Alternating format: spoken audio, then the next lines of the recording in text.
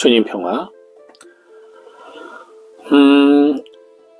여러분, 예수님의 말씀에 권위가 있다라는 오늘 복음 말씀, 마르코 복음 말씀을 보시면서 율법학자들과 다른 예수님의 권위, 왜 예수님의 말씀에 율법학자들이 없는 권위가 있었을까요? 그 이유가 뭘까요? 그리고 그 뒤에 마귀 들린 사람을 내쫓으니까 사람들이 이것이 무슨 일이냐, 이것은 새로운 권위 있는 가르침이다 라고 얘기를 합니다. 도대체 예수님의 권위는 어떤 것일까요? 저는 그것을 오늘 복음화노송에 나오는 데살로니가 전서 2장 13절의 말씀이 잘 설명해주고 있다라고 생각을 합니다. 하느님의 말씀을 사람의 말로 해석하지 말고 사실 그대로 하느님의 말씀으로 받아들이라는 그 데살로니가 전서의 바오로 사도의 가르침이 예수님의 권위와 연결되어 있다라고 저는 생각을 하는데요. 이겁니다. 예수님이 마귀 들린 사람을 내쫓으셨어요. 뭐라고 그랬냐면 그냥 나가라고 그랬어요. 시끄러, 조용히 해, 나가! 이랬어요. 만약에 여러분이 마귀를 쫓는 사람이라면 여러분은 어떻게 쫓습니까?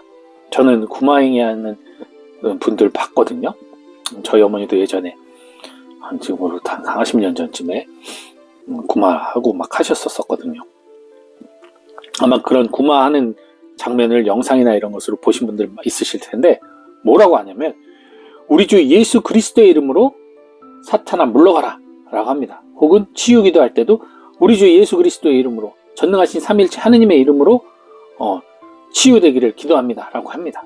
즉 하느님의 권위, 예수 그리스도 성자의 권위를 빌려서 우리는 치유와 구마를 해요.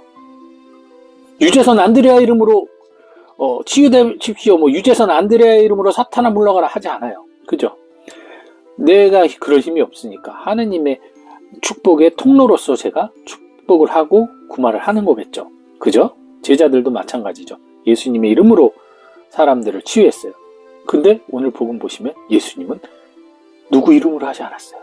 그냥 당신이 너 나가 라고 하신 거예요. 이 얘기는 뭐냐? 예수님이 하느님이시라는 거죠. 그죠? 예수님이 당신 스스로 당신이 바로 그 치유하는 신이고 당신이 마귀를 물리치는 하느님이시니까 죄를 없애시는 분이시니까 그냥 당신이 당신 말로 하기 때문에 가장 권위 있고 가장 확실한 그런 명령이죠.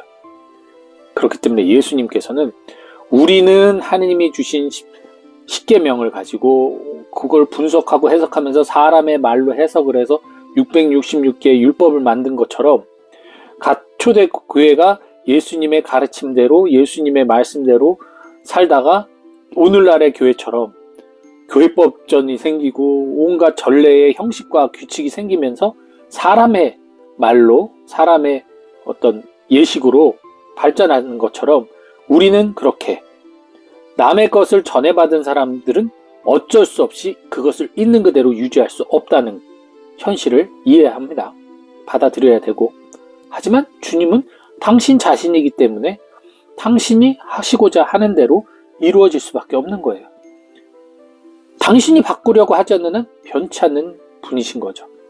우리는 우리의 시대와 역사와 문화와 성격에 따라 갖가지 해석과 갖가지 어떤 새로운 뭔가 바뀌는 모습으로 말씀을 받아들일 수 있지만 주님은 당신 스스로 하신 말씀을 그대로 선포하시는 것이기 때문에 변함없는 진리이고 그리고 권위 있는 가르침일 수밖에 없어요. 그래서 여러분도 마찬가지로 저도 그렇고 복음 말씀을 우리 문자 그대로 해석한다는 말, 문자 그대로라는 게 하느님의 말씀 그대로라고 저는 이 꼴이라고 생각은 하지 않습니다. 왜냐하면 그 문자 그대로조차도 결국은 나의 눈을 통해서 나의 생각을 통해서 섞여서 사람의 말로 사람의 체험을 통한 어떤 모습으로 해석이 될 수 있거든요. 이거는 어쩔 수 없는 자연스러운 원칙입니다. 인간이 뭐 법칙이라고 볼 수밖에 없죠. 똑같은 복음 말씀을 우리가 읽는다고 해도 예를 들어서 서로 사랑하여라 라는 말씀 안에서 어떤 사람은 그 서로가 내 이웃과의 서로라고 생각하는 사람도 있고, 어떤 사람은 그걸 원수를까지 포함하는 사람도 있고, 어떤 사람은 신앙을 하지 않는 사람까지 생각을 하는 사람도 있고, 어떤 사람은 그리스도인들끼리의 교통으로 생각할 수도 있단 말이죠. 자기의 삶의 체험과 자기 생각에 따라 그 말씀 그대로가 다양하게 해석될 수 있어요. 하지만 정말 중요한 것은 서로 사랑하라는 데 있다는 거죠. 그것이 어떠한 대상이든 간에 내가 사랑을 줘야 된다는 게 핵심인 거예요. 즉, 우리가 복음을 해석함에 있어서 어떤 그 내가 생각하는 것과 저 사람이 생각하는 게 다를 수는 있지만, 그 복음의 본질인 하느님의 말씀, 그 권위 있는 가르침만큼은 변하면 안 된다는 거죠. 사탄이 우리 몸에 들어와서 인간을 괴롭히는 것을 주님은 용납하지 않으십니다. 오늘 히브리서 말씀처럼 천사들보다 못한 우리들, 주님께서 하느님께서 천사들보다 못한 존재로 내려오셔서 우리들에게 눈높이를 맞추시고 해주신 이유가 거기 있는 거예요. 네. 그래서 저희가 감히 하느님의 뜻을 헤아릴 수 있는 유일한 길은 인간으로 오신 예수님의 마음, 인격적인 하느님의 그 마음을 우리가 헤아리고 이해할 때 가능하다는 것, 그리고 그 마음을 우리가 보고 그 거룩한 그분의 뜻을 우리 삶 안에 녹여 들어가는 것, 이것이 그분의 말씀대로 살아가는 삶입니다. 이것을 그렇기 때문에 내가 해석한 문자대로 살아야만 그것이 옳다라고 여기는 그러한 배타적인 신앙가는 지양해야 할 것입니다.